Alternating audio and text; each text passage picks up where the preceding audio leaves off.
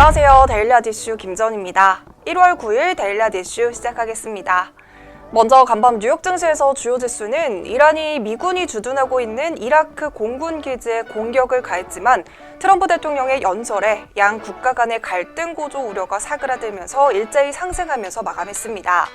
나스닥은 장중에 종가를 기준으로 사상 최고치를 경신했고요. S&P 500 지수도 장중 고점을 다시 썼습니다.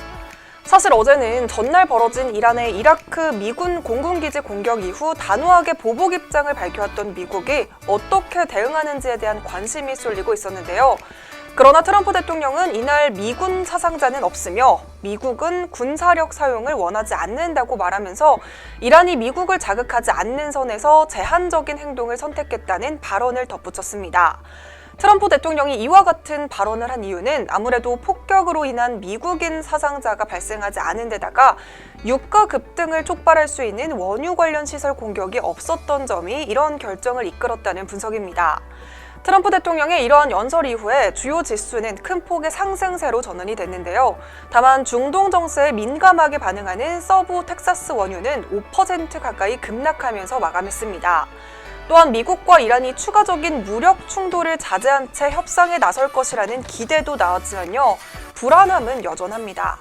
아야톨라 알리 하메네이 이란 최고 지도자는 우리는 미국의 뺨을 한 대 때렸을 뿐이라면서 미국에 맞서서 이런 수준의 군사 행동은 충분하지 않다는 추가 행동을 시사하는 발언을 내놓기도 했습니다. 국내 증시는 미국과 이란 간의 갈등이 완화되면서 코스피가 2180선을 회복하면서 상승세를 보였고요. 코스닥도 동반 강세를 보였습니다. 자세한 장마감 지수는 화면으로 살펴보시죠.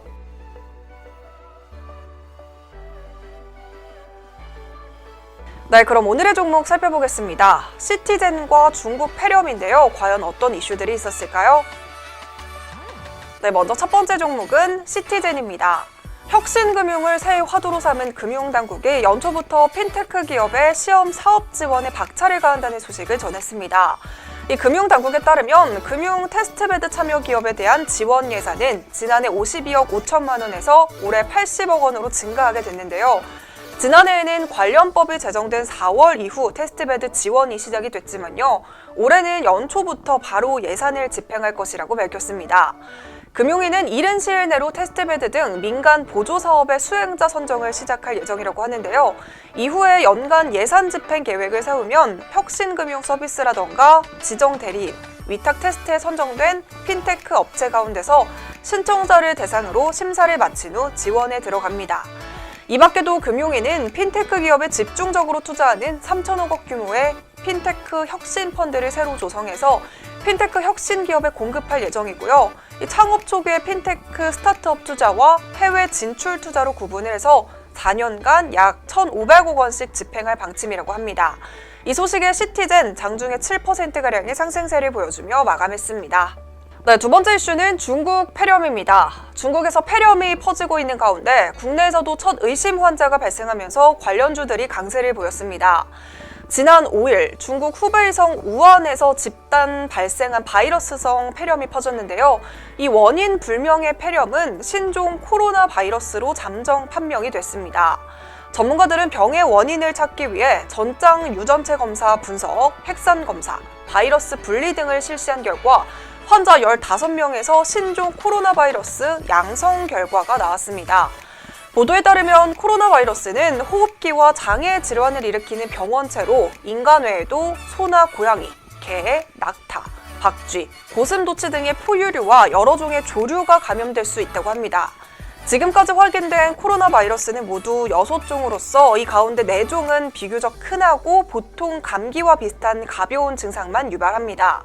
하지만 다른 2종은 사스 바이러스와 메르스 바이러스로 엄중한 호흡기 계통 질병을 일으킬 수 있다고 합니다.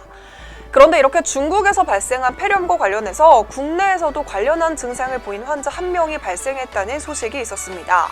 이 증상을 보인 환자는 중국 국적의 여성으로서 조사 대상 유증상자로 분류가 돼서 격리 치료와 검사를 받고 있는 상태인데요. 다행스러운 것은 상태는 양호하다고 합니다. 이 질병관리본부에서는 현재 폐렴 유발 원인이 된 병원체에 대한 검사와 함께 동반 여행자 그리고 접촉자에 대한 조사를 하고 있는데요.